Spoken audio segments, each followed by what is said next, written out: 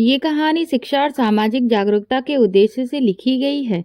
इसका मकसद केवल समाज की सच्चाई को उजागर करना है और इससे सबक लेना है। सुनीता के दिन आम घरों की औरतों के जैसे नहीं थे। उसके अंदर हमेशा एक अनजाना डर रहता था।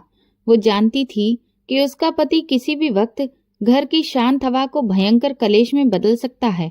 उसका पति मनोज कभी कभी खामोश रहता, लेकिन ज्यादातर सख्त रवैये के साथ बात करता। वो एक मजदूर था और कभी कभार इधर उधर के कुछ छोटे मोटे काम कर लिया करता था, लेकिन उसका व्यवहार इतना सख्त था जैसे कि कहीं का तानाशाह हो। एक शाम सुनीता चूल्हा जला रही थी और बेटी कोने में अपने खिलौने से खेल रही थी। दरवाजे की आहट हुई तो उसके दिल की धड़कन तेज हो गई। मनोज घर आया, बड़े ही रौब के साथ चारपाई पर बैठा। उसका अंदाज बिल्कुल ऐसा था जैसे कि वो सुनीता और उसकी बेटी के लिए 2 वक्त की रोटी देकर बहुत बड़ा एहसान कर रहा हो। खाना तैयार है? मनोज ने तेज आवाज में पूछा। सुनीता ने नरमी से हड़बड़ाकर कहा, जी बस तैयार है, अभी निकालती हूँ।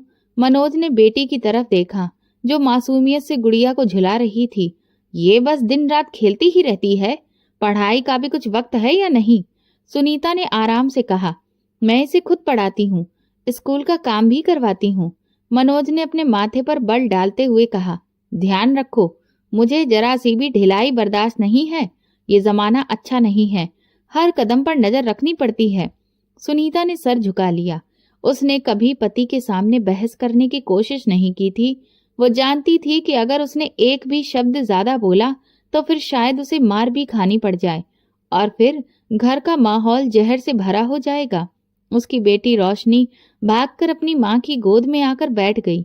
मनोज ने फिर से सख्त नजर बेटी पर डालकर कहा, देखो सुनीता, याद रखना, अगर इसे आज काबू में नहीं रखा तो कहीं ये हाथ से ना निकल जाए।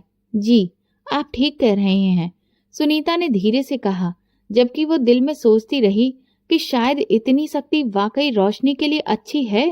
रात का खाना खामोशी में गुजरा। मनोज ने कुछ निवाले खाए और फिर अखबार खोलकर बैठ गया। रोशनी ने मासूमियत से कहा, पापा आप मेरे साथ खेलेंगे? मनोज ने अखबार से नजर हटाते हुए जवाब दिया, मेरे पास बेकार की चीजों के लिए वक्त नहीं है, जाओ पढ़ो जाकर, खेलने के लिए तुम्हारी माँ तो है तुम्हारे पास।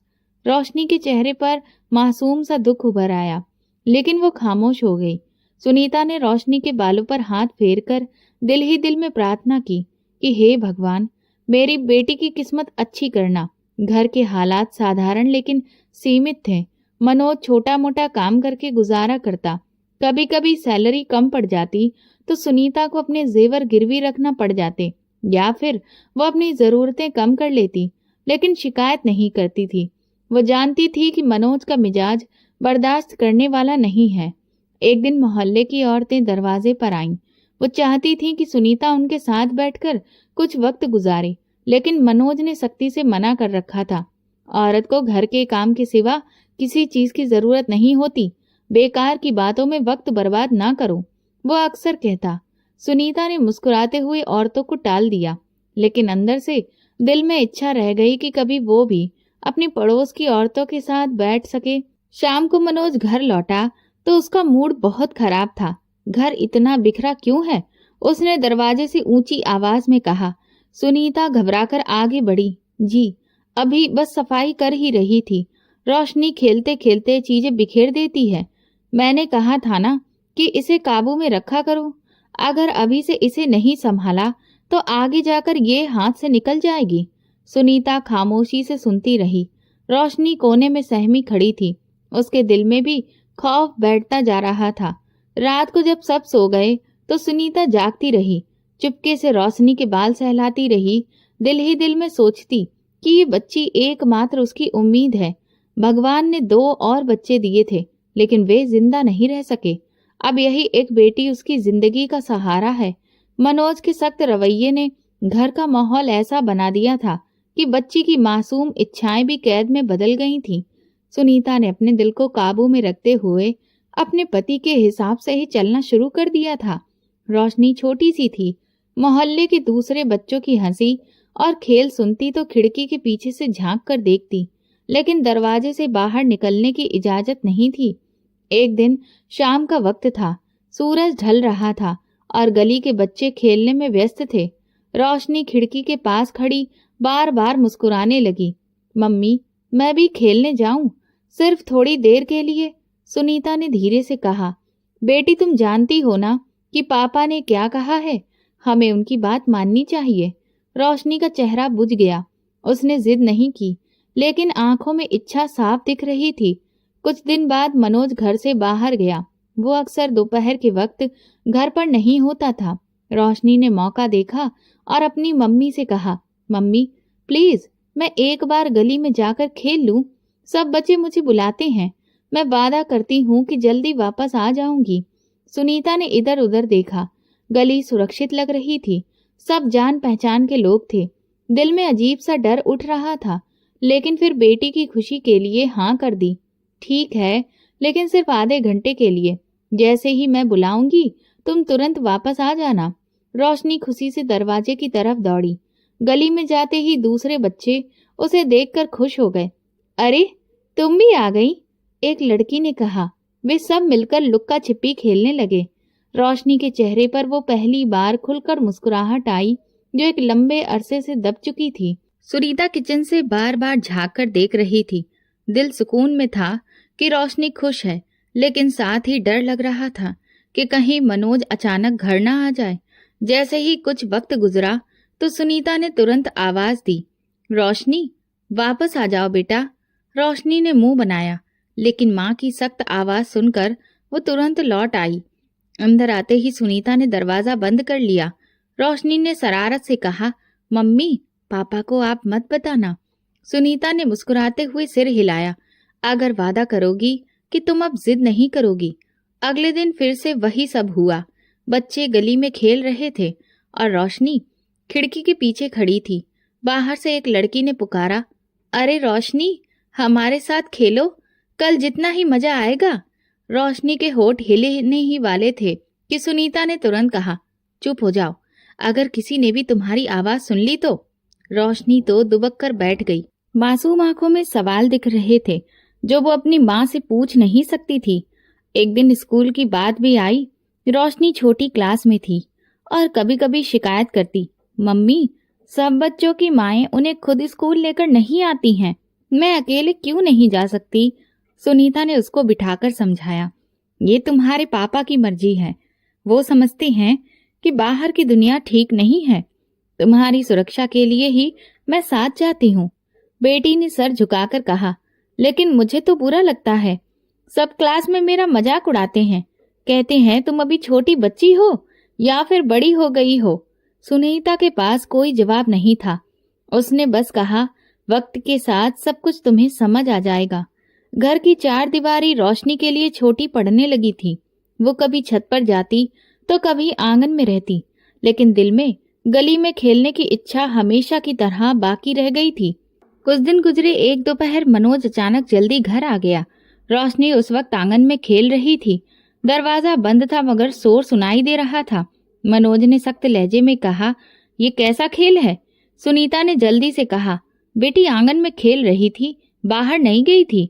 मनोज ने गुस्से से कहा, खबरदार अगर ये दीवार से भी बाहर झांकी तो फिर अंजाम अच्छा नहीं होगा। रोशनी ने माँ का हाथ पकड़ लिया।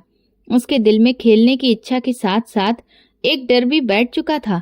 वो जान गई थी कि पापा की नजरों से बचना आसान नहीं है।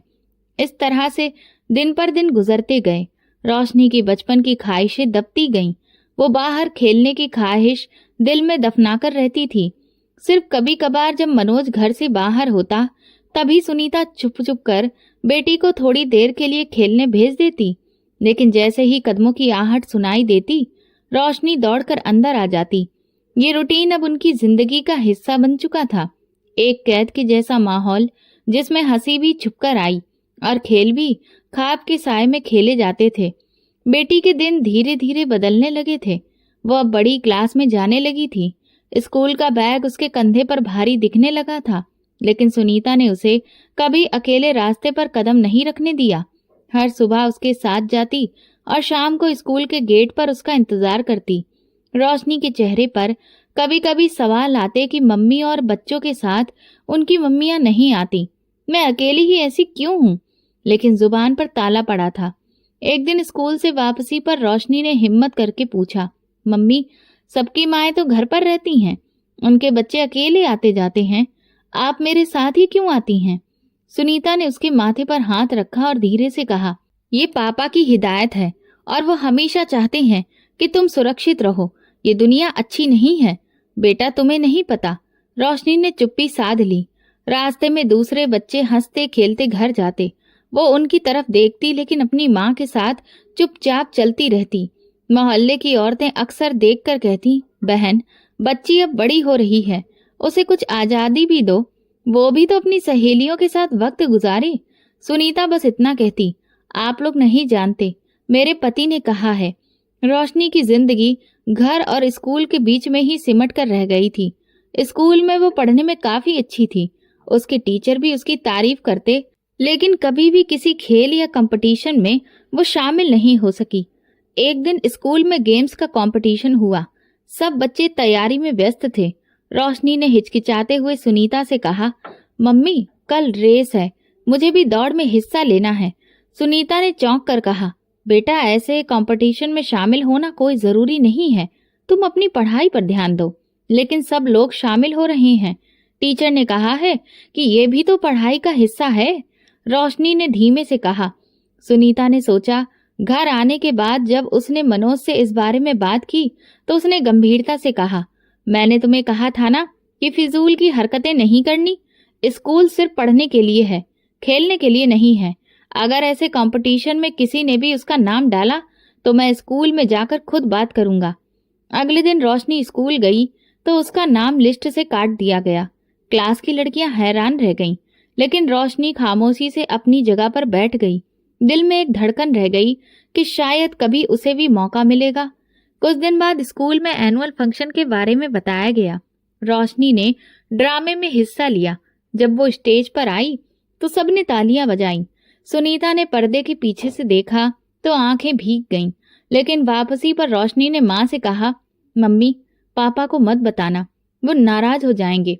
सुनीता के होठों पर बेबसी भरी मुस्कुराहट आ गई। हाँ ठीक है बेटा, ये बात हमारे बीच ही रहेगी। एक दिन शाम के वक्त सुनीता ने देखा कि रोशनी छत पर बैठी है और आसमान को देख रही है। वो पास गई तो रोशनी ने कहा, काश मम्मी, काश आज मैं भी सब बच्चों की तरह बाहर जा सकती, कभी दोस्तों के साथ बाजार जा सकती या खेल के मैदान में दौड़ सकती।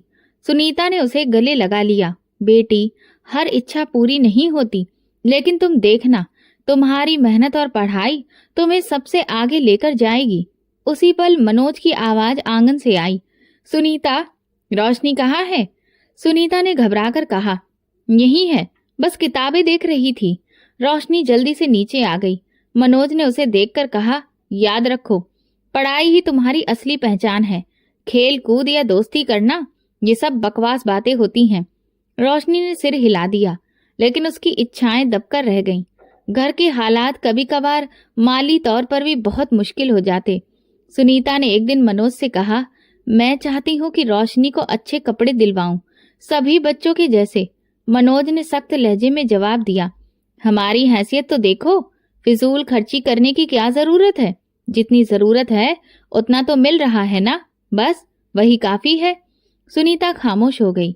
अगले दिन उसने अपनी पुरानी चूड़ियां बेचकर रोशनी के लिए नई ड्रेस खरीदी। जब रोशनी ने पहनी तो वो खुशी से झूम उठी। मम्मी, ये तो बहुत अच्छा है। सुनीता ने मुस्कुराकर कहा, ये मेरी तरफ से तुम्हारे लिए गिफ्ट है, लेकिन तुम अपने पापा को मत बताना। ये सब चीजें रोशनी की जिंदगी का हिस्सा बन चुकी थीं। बाहर की दुनिया उसके लिए अजनबी थी। खेल, दोस्तियां और मेलजोल, बस सब एक सपने में बदल गए। लेकिन माँ का प्यार और साथ ने उसे सहारा दिया। सुनीता को भरोसा था कि एहतियात बरती जा रही है, ये रोशनी के बेहतरीन भविष्य के लिए जरूरी है। वो नहीं जानती थी कि आने वाले दिनों में यही कैद और एहतियात एक ऐसी कहानी की बुनियाद रख देंगे जिसका अंजाम उसके सपने में भी नहीं था।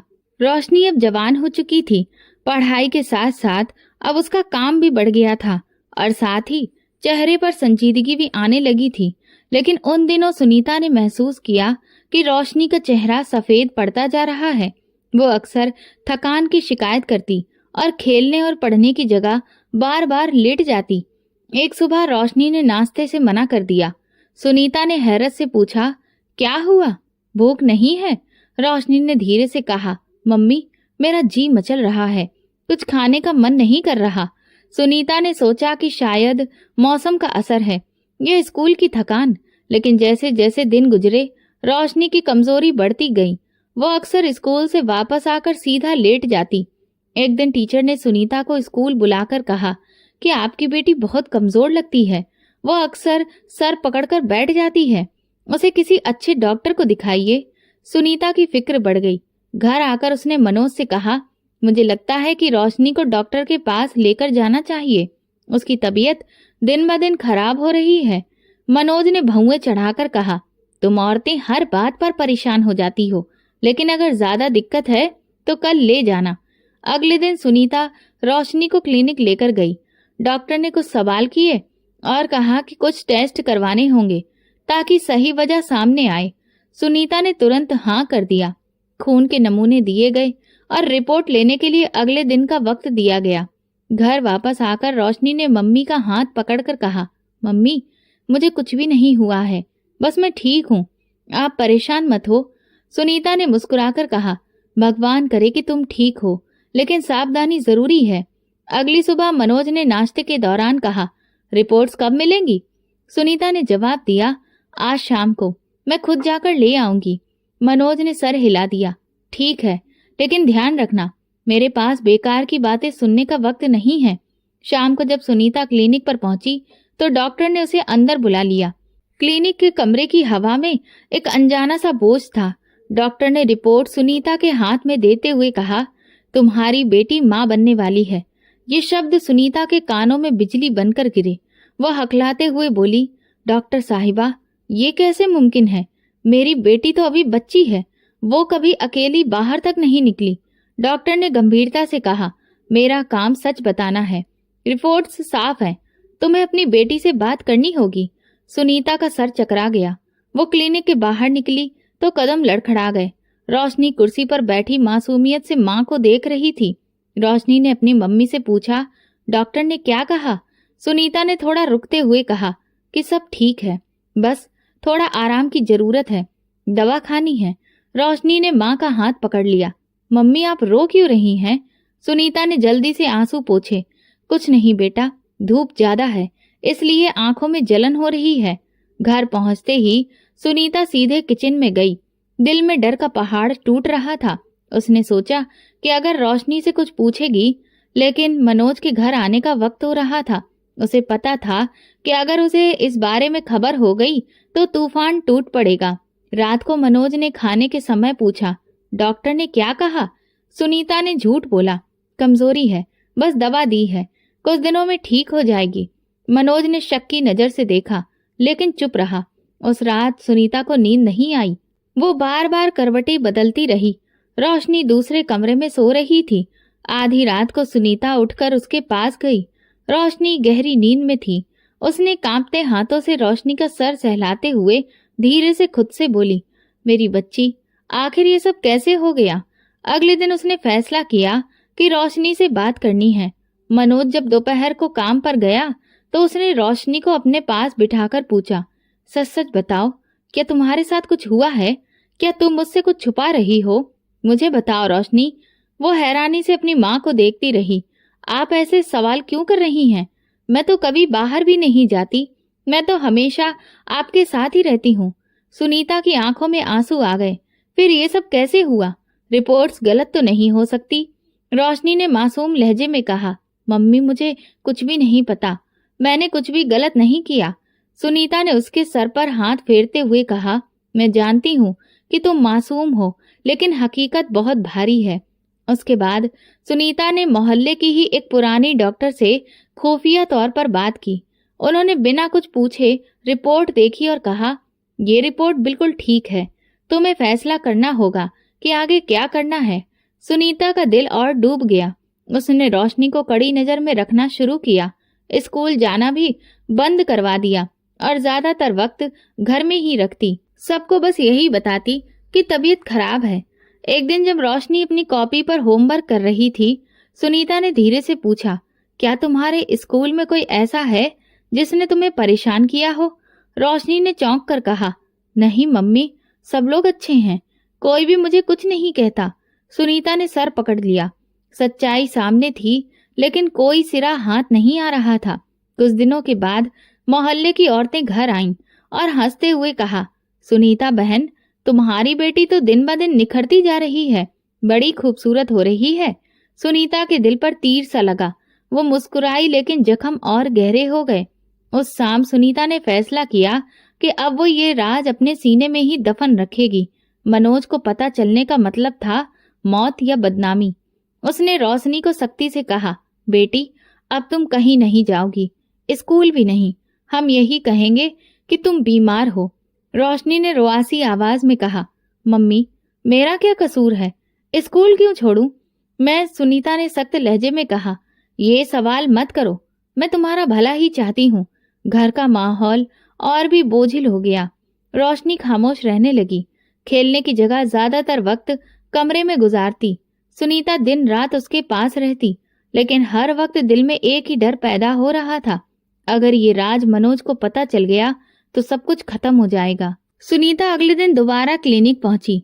रोशनी को भी साथ ले गई, लेकिन रोशनी सुस्त सी दिख रही थी।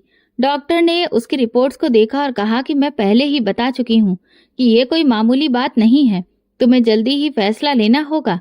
सुनीता ने हाथ जोड़कर कहा, डॉक्टर साहिबा, मैं आपकी मिन्नतें करती हूँ, आप मेरी बेटी की जान बचा लीजिए, कोई और रास्ता नहीं है। डॉक्टर ने सख्त लहजे में कहा, अबॉर्शन आसान नहीं है और तुम्हारी बेटी बहुत कम उम्र है, खतरा ज्यादा है, लेकिन अगर तुम कहती हो तो मैं कर दूंगी। सुनीता ने रोते हुए कहा, मैं तैयार हूँ, आप पैसे भी ले लीजिए, बस इस राज को छुपा लीजिए। रोशनी खामोश बैठी रही, ना हाँ किया ना किया, बस नीचे देखती रही। सुनीता ने उसका हाथ पकड़कर कहा, रोशनी, मैं तुम्हारे लिए सब कुछ कर रही हूँ, तुम परेशान मत हो। अबॉर्शन करवा दिया गया। रोशनी का चेहरा सफेद पड़ गया, शरीर और भी ज्यादा कमजोर हो गया।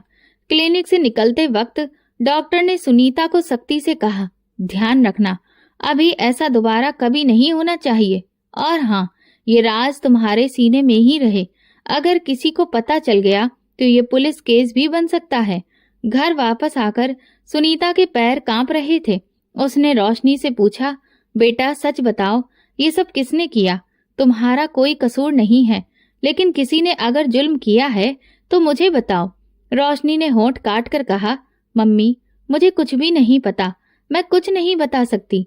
सुनीता के दिल में आग जलने लगी। तुम क्यों नहीं बताती हो? मैं तुम्हारे साथ हूँ, तुम घबराओ नहीं। जिसने ये सब किया है उसे मैं सजा दूंगी। रोशनी चुप रही। उसकी आंखों से आंसू बहने लगे, लेकिन उसके पास कोई जवाब नहीं था। घर पहुंचकर सुनीता ने मनोज को बहाना बनाकर कहा, डॉक्टर ने कहा है कमजोरी है, कुछ दिन आराम की जरूरत है। मनोज ने सख्त लहजे में कहा, पढ़ाई छोड़ेगी तो दिमाग में खालीपन ही भरेगा। इसके खाने पीने का ध्यान रखो और दवाई वक्त पर दो। मुझे बार बार फालतू में डॉक्टर के क्लिनिक के चक्कर नहीं लगवाने हैं। सुनीता ने सर हिला दिया और रोशनी को कमरे में लिटाकर साथ में बैठ गई। रोशनी की हालत देखकर दिल कट रहा था, लेकिन जुबान पर खामोशी छाई थी। कुछ दिन के बाद स्कूल से एक चिट्ठी आई। उसमें लिखा हुआ था, आपकी बेटी लगातार एब्सेंट है, कृपा करके सही सही जानकारी दें। सुनीता ने उस लेटर को मनोज से छुपा लिया और सोच लिया कि अब स्कूल पूरी तरह से बंद करना ही पड़ेगा। उसने रोशनी से कहा, अब तुम स्कूल नहीं जाओगी, तुम्हारी सेहत ज्यादा जरूरी है। रोशनी ने रोते हुए कहा, मम्मी, मेरा दिल करता है कि मैं पढ़ूं, सबसे पीछे रह जाऊंगी मैं। सुनीता ने धीरे से कहा, देखो कुछ वक्त बाद देखेंगे, अभी के लिए यही ठीक है। मोहल्ले में औरतें जब पूछती रोशनी अब क्यों नहीं दिखती, तो सुनीता कह देती उसकी तबीयत बहुत खराब है, आराम कर रही है। एक दिन मनोज ने अचानक कहा, मैं कल रोशनी को खुद डॉक्टर के पास लेकर जाऊंगा, देखूंगा कि क्या दिक्कत है। रोशनी के दिल में हलचल मच गई। उसने जल्दी से कहा, नहीं, आपको जरूरत नहीं है, मैं कल उसे खुद लेकर जाऊंगी। ये सब औरतों वाले मामले हैं, इसलिए बेहतर है कि आप ना जाएं। मनोज ने टेढ़ी नजर से देखा, लेकिन फिर चुप हो गया। सुनीता ने दिल में सुकून महसूस किया कि अभी तक ये राज सुरक्षित है। अब रोशनी का ज्यादातर वक्त कमरे में गुजरता। वो कभी कॉपी खोलकर बैठती, कभी आंखें बंद करके लेट जाती। सुनीता हर वक्त उस पर नजर रखती। वो चाहती थी कि रोशनी अपने दिल का राज बता दे, लेकिन हर बार बस खामोशी मिलती। एक शाम सुनीता ने खिड़की से देखा कि बाहर मोहल्ले के बच्चे खेल रहे थे। रोशनी ने एक नजर डाली, लेकिन उसने तुरंत पर्दा डाल दिया। वो जान चुकी थी कि बाहर की दुनिया उसके लिए नहीं है। सुनीता के दिल में ख्याल आया कि शायद ये वक्त गुजर जाएगा और सब कुछ ठीक हो जाएगा, लेकिन अंदर ही अंदर वो जानती थी कि यह खामोश तूफान की शुरुआत है। कुछ दिनों के बाद मनोज ने कहा, रोशनी को ठीक करना जरूरी है। अगर वो ऐसे ही बीमार रही तो कल को लोग बातें बनाएंगे। सुनीता ने दबे लहजे में कहा, भगवान सब ठीक कर देगा, मैं उसकी देखभाल कर रही हूँ। लेकिन उस रात सुनीता ने रोशनी से आखिरी बार सवाल किया, मेरी बच्ची, तू मुझ पर भरोसा क्यों नहीं करती? कौन है वो जिसने ये जुल्म किया है?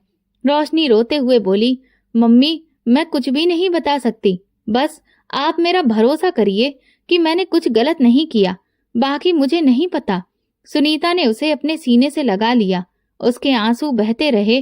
वो जानती थी कि अब ये राज वक्त के साथ और भी ज्यादा भारी हो जाएगा, लेकिन फिलहाल उसके पास यही हल था कि डॉक्टर के पास जाकर किसी तरह इस मामले को खत्म किया जाए। अभी पहले मामले का जख्म ताजा ही था कि 3 महीने गुजरने के बाद सुनीता ने फिर से रोशनी की तबीयत में वही से बदलाव महसूस किया। बेचैनी, मतली होना, थकान, दिल में छुपा हुआ डर फिर से जाग उठा। सुनीता ने हिम्मत करके डॉक्टर से दोबारा बात करने का दरवाजा खटखटाया तो डॉक्टर ने चौंक कर कहा, तुम फिर से आ गई? मैंने तुमसे कहा था ना कि ख्याल रखना, ये बच्ची दोबारा से उम्मीद से है। सुनीता के तो होश ही उड़ गए। ये कैसे मुमकिन है? मैंने तो हर वक्त इस पर नजर रखी है। ये तो घर से बाहर भी नहीं निकली। डॉक्टर ने तल्ख लहजे में कहा, मैं अब और तुम्हारे ये बहाने नहीं सुन सकती। सच्चाई यही है, तुम्हें फैसला करना होगा। सुनीता ने रोक कर कहा, क्या ये मुमकिन है कि दोबारा अबॉर्शन करवा दिया जाए? मैं अपने पति के सामने ये सब आने नहीं दे सकती। डॉक्टर ने सख्ती से कहा, ये दूसरी बार है। बच्ची का शरीर बहुत कमजोर है, खतरा पहले से ज्यादा है, लेकिन अगर तुम चाहती हो तो मैं कर दूंगी। मेरा कहना यही है कि तुम अब पुलिस के पास जाओ। सुनीता रोते हुए कहने लगी, मैं ऐसा नहीं कर सकती। अगर गलती से भी मेरे पति को पता चल गया तो वो मुझे और मेरी बेटी दोनों को ही मार डालेगा। फिर सुनीता ने कांपती हुई आवाज में कहा, मैं मजबूर हूँ, पैसे लाई हूँ, लेकिन बस अब ये बोझ हटा दीजिए। रोशनी कुर्सी पर बैठी सब सुन रही थी, लेकिन जुबान पर एक शब्द नहीं आया। सुनीता ने उसका हाथ पकड़कर कहा, रोशनी, तुम बोलती क्यों नहीं? कौन है वो जिसने ये सब किया है? तुम मासूम हो, तुम्हारे साथ गलत हुआ है, तुम मुझे बता दो ताकि मैं कुछ कर सकूं।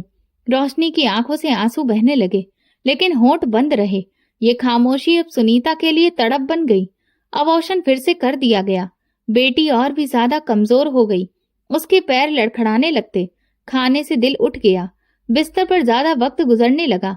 घर जाकर सुनीता ने मनोज को फिर से बहाना बना दिया। बहुत कमजोरी है, दवा चल रही है, बस आराम की जरूरत है।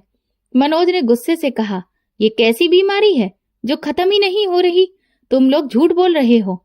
सुनीता ने जल्दी से कहा, नहीं, मैं कुछ भी नहीं छुपा रही, और तो कोई दिक्कत नहीं है, बस आप फिक्र मत करिए।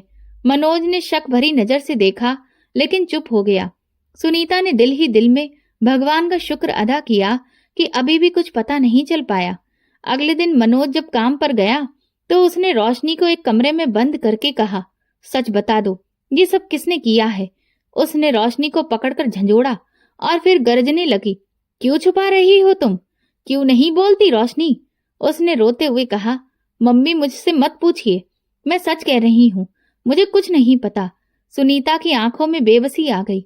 अगर तुमने बताया नहीं तो मैं खुद को मार डालूंगी।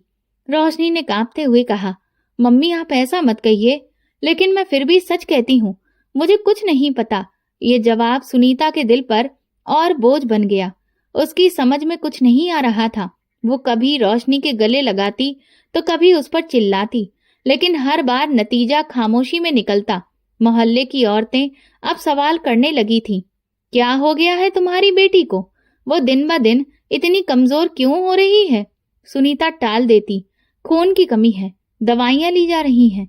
रोशनी का स्कूल पूरी तरह से छुड़वा दिया गया था। प्रिंसिपल ने लेटर भेजा, आपकी बेटी की पढ़ाई बर्बाद हो रही है, कम से कम कुछ वक्त के लिए ध्यान तो दीजिए। लेकिन सुनीता ने उस लेटर को फाड़कर फेंक दिया। उसे अच्छे से पता था कि जो वजह है वो कभी किसी को नहीं बता सकती।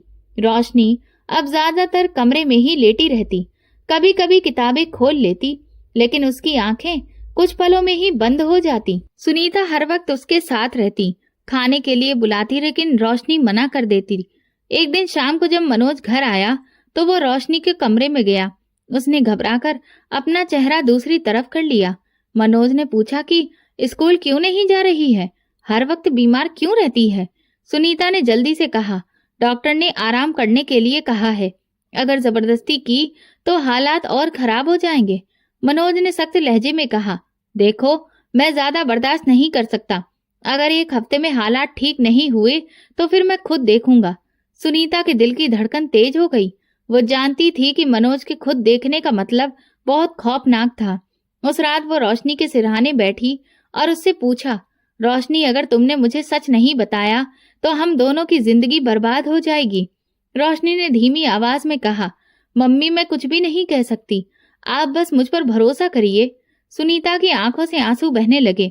उसने सोचा कि अब ये राज ज्यादा दिन छुपा नहीं रह सकता। दूसरी बार अबॉर्शन के बाद भी अगर सच्चाई सामने नहीं आई तो फिर इस सदमे का सामना कौन करेगा। लेकिन फिलहाल वो बस रोशनी को सुला सकती थी और भगवान से प्रार्थना कर सकती थी कि कोई तो दिन ऐसा आए जब ये बोझ हल्का हो जाए। मगर दिल में एक अनजाना सा डर बैठ गया था कि अगली आंधी अब ज्यादा दूर नहीं है। एक दिन स्कूल की प्रिंसिपल खुद घर आ गईं। उन्होंने सुनीता से कहा, हमने सुना है कि रोशनी की तबीयत बहुत खराब है, लेकिन देखिए पढ़ाई भी जरूरी है, कम से कम उसे होमवर्क घर पर ही करवाइए। सुनीता ने नरमी से कहा, जी, लेकिन फिलहाल उसकी हालत ऐसी नहीं है कि वो पढ़ सके। प्रिंसिपल ने अफसोस से सिर हिलाया और वापस चली गईं। दूसरी बार का जख्म अभी ताजा ही था कि बस सिर्फ 6 महीने बीतने के बाद सुनीता ने फिर से वही निशानियां रोशनी में देखी।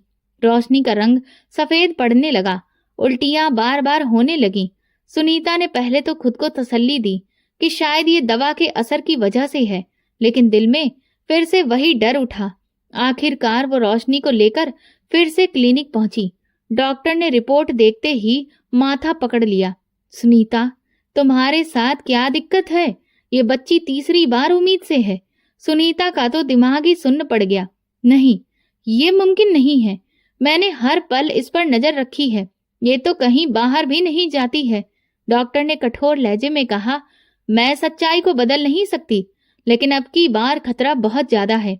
अगर तीसरी बार अबॉर्शन किया गया तो ये बच्ची मर सकती है। इसका शरीर पहले ही बहुत कमजोर है। सुनीता की आंखों से आंसू बहने लगे। डॉक्टर साहिबा, मेरे पास कोई और रास्ता नहीं है।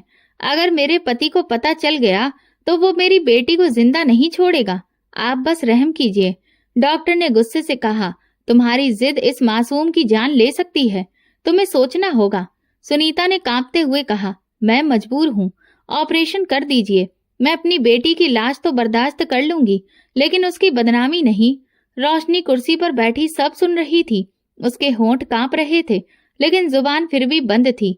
सुनीता ने उसका हाथ पकड़कर कहा, रोशनी, तुम क्यों चुप हो? आखिर ये सब कौन कर रहा है? रोशनी की आंखों से आंसू बहे, लेकिन वो कुछ नहीं बोली, सिर्फ सिर झुकाकर बैठ गई। डॉक्टर ने सुनीता की जिद के आगे हार मान ली। ठीक है, लेकिन पहले एक कागज पर तुम्हें दस्तखत करने होंगे कि अगर तुम्हारी बेटी की जान गई तो जिम्मेदार तुम खुद होगी। सुनीता ने कांपते हाथों से दस्तखत कर दिए। दिल में एक ही ख्याल था कि ये राज मनोज तक नहीं पहुंचना चाहिए।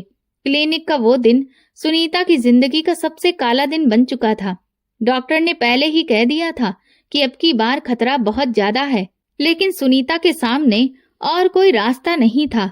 मनोज को खबर मिलती तो अंजाम बर्दाश्त नहीं हो पाता। डॉक्टर ने ऑपरेशन थिएटर के अंदर जाने से पहले एक बार फिर सुनीता से कहा, देखो, मैं फिर से कह रही हूँ, अगर बच्ची की जान गई तो जिम्मेदार मैं नहीं होंगी। तुम्हारे दस्तखत पहले ही लिए जा चुके हैं। सुनीता ने थकी हुई आवाज में कहा, मैं सब जानती हूँ, लेकिन मेरे पास और कोई रास्ता नहीं है। रोशनी को ऑपरेशन थिएटर में ले जाया गया। जाते वक्त उसने सुनीता का हाथ पकड़ा। सुनीता ने कांपती आवाज में कहा, रोशनी, मैं तुम्हारे साथ हूँ, हिम्मत रखो। रोशनी ने मासूम नजर से अपनी माँ को देखा। उसकी आंखों में बहुत सारी कहानियां थीं, लेकिन होंठ फिर भी बंद रहे। वो कुछ बोले बिना अंदर चली गई। ऑपरेशन थिएटर का दरवाजा बंद होते ही सुनीता बाहर बेंच पर बैठ गई। उसके कान हर आहट पर खड़े हो जाते। कभी वो भगवान से प्रार्थना करती तो कभी तेज डर उठने लगता। वक्त काटना मुश्किल हो गया था। लम्हे जैसे घंटों में बदल गए। सुनीता बाहर कुर्सी पर बैठी कांप रही थी। हर पल उसे ऐसा लगता जैसे दरवाजा खुलेगा और अंदर से बुरी खबर आएगी। अचानक तभी ऑपरेशन थिएटर का दरवाजा खुला। डॉक्टर और नर्स तेजी से बाहर आईं। उनके चेहरों पर अफसोस था। सुनीता भागकर आगे बढ़ी। क्या हुआ? मेरी बेटी ठीक है ना? डॉक्टर ने गहरी सांस ली और आंखें झुका ली।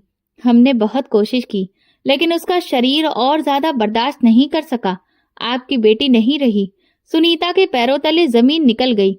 उसकी चिल्लाहट हवा में गूंज गई। नहीं, ये मुमकिन नहीं है। मेरी बेटी मुझे छोड़कर नहीं जा सकती। नर्सों ने उसे संभालने की कोशिश की, लेकिन सुनीता पागलों की तरह रोने लगी। डॉक्टर, आप झूठ बोल रही हैं। उसे वापस ले आइए, डॉक्टर ने हमदर्दी से कहा। सुनीता, हमने सब कुछ किया, लेकिन ये बच्ची पहले ही बहुत कमजोर थी। तीसरा ऑपरेशन उसके लिए जानलेवा साबित हुआ। सुनीता दीवार से टिककर बैठ गई। आंखों के सामने अंधेरा छा गया। वो रोशनी की लाश को देखने के लिए अंदर गई। रोशनी शांत पड़ी थी, जैसे नींद में हो। चेहरे पर खामोशी थी। सुनीता ने कांपते हाथों से उसके माथे पर हाथ फेरा।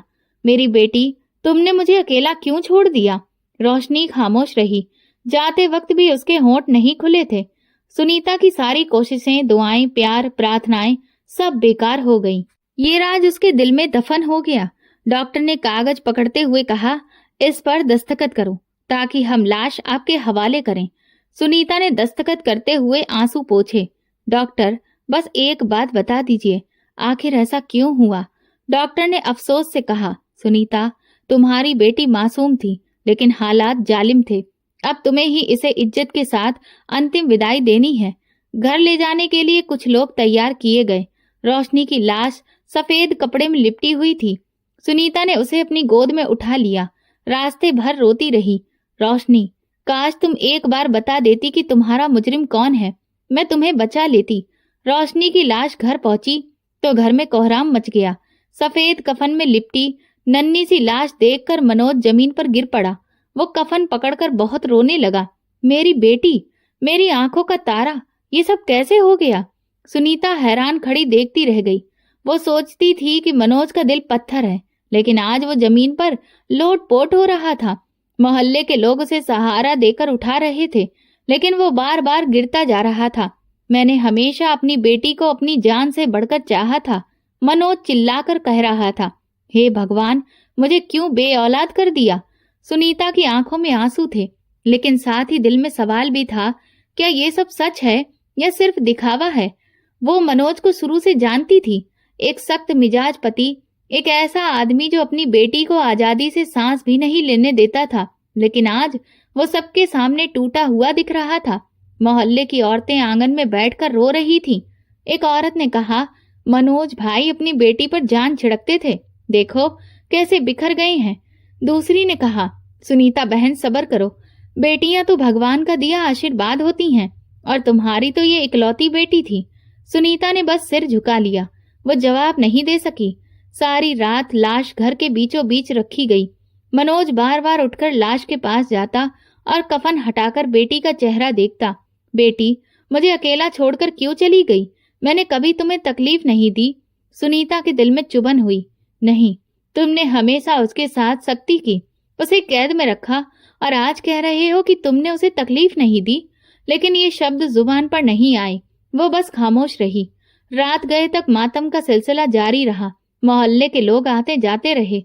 कोई मनोज को दिलासा देता, कोई सुनीता को, लेकिन दोनों के दिल में एक ही आग जल रही थी। जब सब लोग जा चुके थे, आंगन में खामोशी छा गई। सिर्फ रोशनी की लाश पड़ी थी। मनोज रोशनी की लाश के पास बैठा धीरे धीरे बातें कर रहा था। जैसे रोशनी सुन रही हो। तुम्हें याद है जब मैं तुम्हारे लिए पहली बार किताब खरीद कर लाया था, तुम कितनी खुश हुई थी, और आज तुम मुझे छोड़कर चली गई। सुनीता ने हैरत से देखा। उसने मनोज को कभी इस तरह से बात करते नहीं देखा था। अपनी बेटी के साथ प्यार भरे ये शब्द सुनीता के लिए बिल्कुल अजनबी थे। सुनीता पास आई और धीरे से बोली, मनोज, अपनी बेटी के लिए प्रार्थना करो, वो अब कभी वापस नहीं आएगी। मनोज ने रोते हुए कहा, मैंने हमेशा इसकी सुरक्षा ही चाही। मैंने कभी इसका बुरा नहीं सोचा, लेकिन किस्मत ने हम दोनों को उजाड़ दिया। सुनीता ने दिल में सोचा, अगर तुम सच में उसकी सुरक्षा चाहते तो शायद आज अंजाम कुछ और होता, लेकिन वो ये बात बोल न पाई। अगले दिन अंतिम विदाई की तैयारी हुई। घर के आंगन में उसकी अर्थी रखी गई और मोहल्ले वाले दुख जताने लगे। ऐसे में तभी दरवाजे पर जोर से दस्तक हुई। अचानक से पुलिस की वर्दी पहने हुए बहुत सारे लोग अंदर दाखिल हुए। सबके चेहरों पर हैरानी छा गई। एक पुलिस वाला तेज आवाज में बोला, मनोज, तुम्हें हमारे साथ चलना होगा। मनोज ने चौंक कर कहा, मैं? लेकिन मेरी क्या गलती है? मेरी बेटी तो अभी मरी है और तुम लोग मुझे पकड़ने आ गए। सुनीता दौड़कर आगे आई। ये आप लोग क्या कह रहे हैं? हमारे घर में मातम पसरा है। ये वक्त है किसी को गिरफ्तार करने का। पुलिस वालों ने सख्त लहजे में कहा, देखिए मैडम, हमें अपना फर्ज निभाने दीजिए। आपके पति पर बहुत ही संगीन इल्जाम है। मोहल्ले वाले हैरान खड़े देखते रहे। कोई समझ नहीं पाया कि बेटी की अंतिम विदाई वाले दिन पुलिस क्यों आई है। मनोज ने हाथ झटक कर कहा, मैं कुछ भी नहीं जानता। ये सब आप गलत कह रहे हैं। मुझे बदनाम करने की कोशिश की जा रही है। पुलिस वाले ने उसकी कलाई पकड़कर हथकड़ी डाल दी। तुम्हें अदालत में सब कुछ बताने का मौका मिलेगा। अभी तुम हमारे साथ चलो।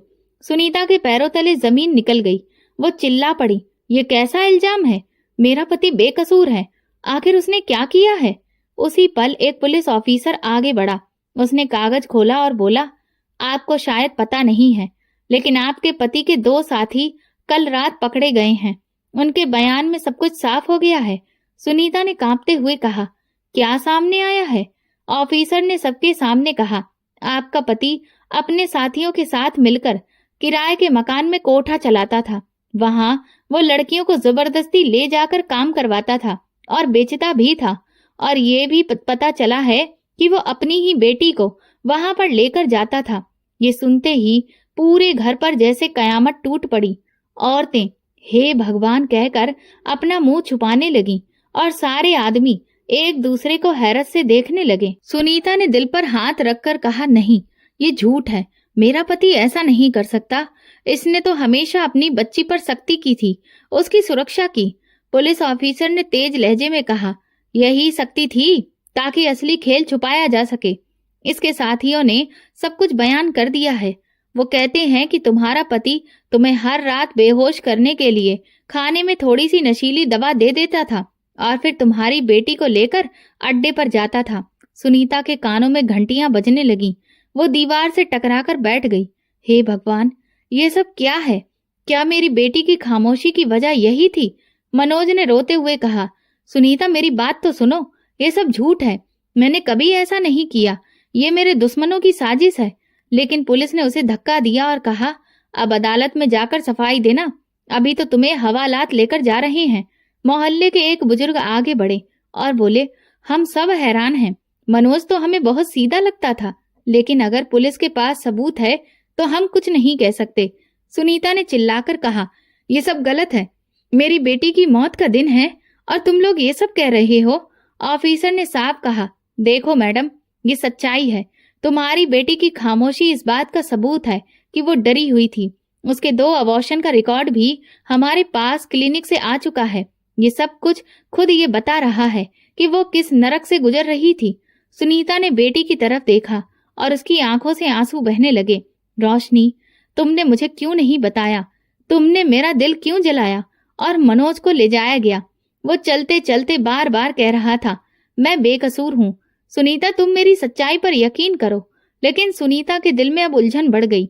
वो सोचने लगी कि अगर ये सब सच है तो रोशनी का असली कातिल तो यही आदमी है, वही जिसे मैं अब तक अपना पति और बेटी का रखवाला समझती रही।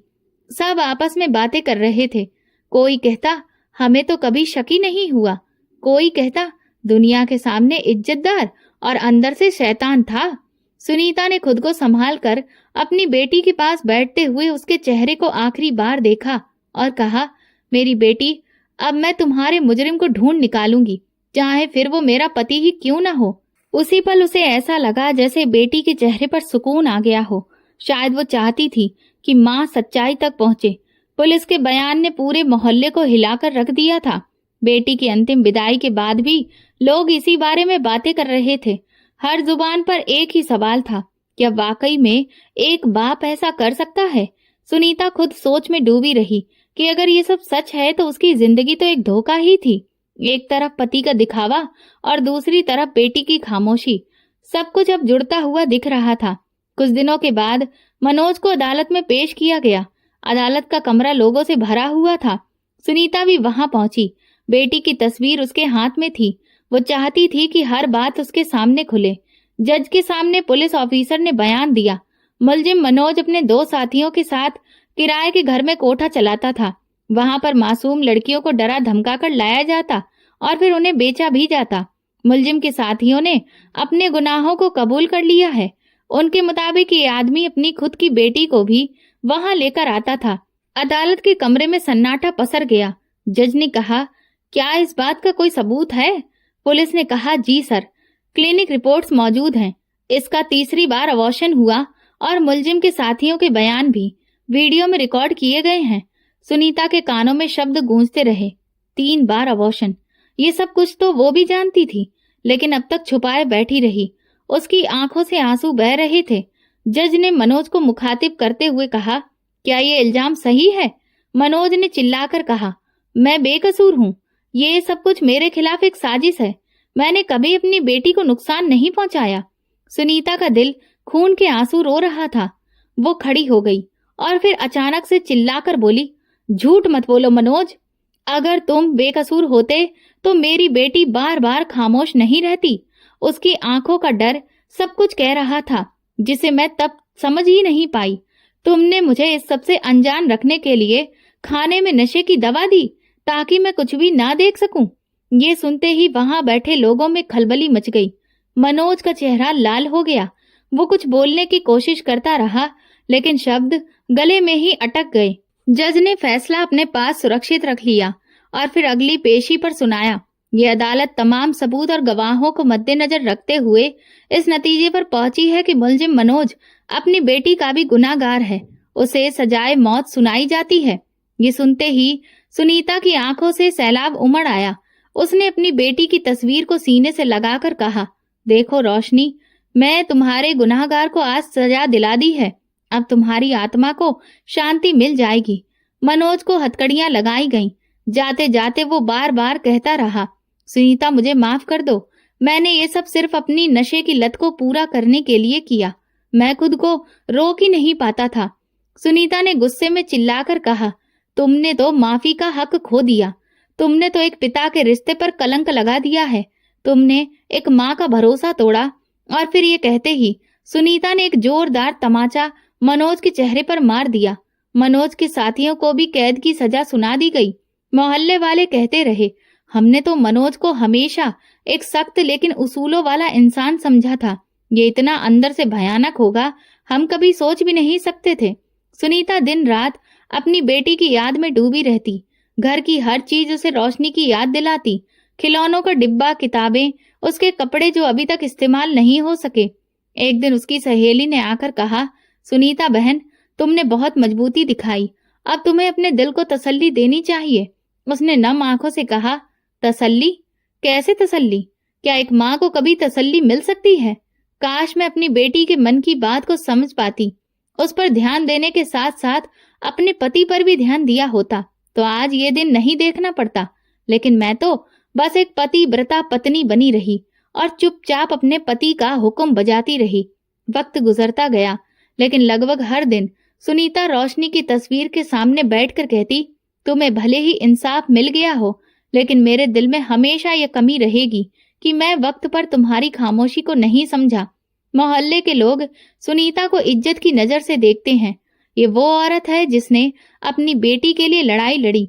लेकिन इस सबसे भी सुनीता के दिल में सुकून नहीं आया, क्योंकि वो जानती थी कि इंसाफ मिल जाने के बावजूद भी उसे उसकी बेटी तो वापस नहीं मिल सकती।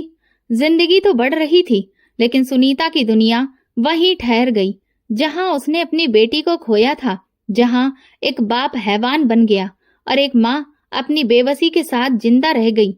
यह हादसा सिखाता है कि खामोशी जुल्म को और बढ़ा देती है। सच्चाई छुपाना सबसे बड़ा जुल्म है। आपका फर्ज सिर्फ औलाद की हिफाजत है, और जो ऐसे रिश्तों को तोड़ दें वो सबसे बड़े गुनहगार हैं। आज इस कलयुग के जमाने में लालच के वशीभूत होकर कोई भी रिश्ता कभी भी अंधा हो सकता है और किसी भी सीमा रेखा को पार कर सकता है। इसीलिए हमें हमेशा सतर्क रहना चाहिए। कई लोग तो ये सब सुनकर और देखकर भी आंखें मूंद कर बैठे रहते हैं, क्योंकि वे अपनी वही घिसी पिटी सोच रखते हैं कि ये सब तो हमारे समाज में हो ही नहीं सकता, जबकि समाज में बहुत कुछ हो रहा है। लेकिन हम जानबूझकर ना तो ऐसी घटनाओं पर कुछ बोलना चाहते हैं और ना उनके बारे में कुछ सुनना चाहते हैं, बल्कि ऐसी घटनाओं को दबाने के लिए अपनी पूरी ताकत झोंक देते हैं, ना कि इन घटनाओं को रोकने के लिए। तो दोस्तों, अगर आपको हमारी ये कहानी पसंद आई हो तो प्लीज कमेंट करके जरूर बताइए। इस वीडियो को लाइक करिए और ज्यादा से ज्यादा शेयर करिए। अगर आप मेरे चैनल पर नए हैं तो सब्सक्राइब करें और नोटिफिकेशन बेल दबा दें ताकि अगली अपडेट सबसे पहले आपको मिले। धन्यवाद।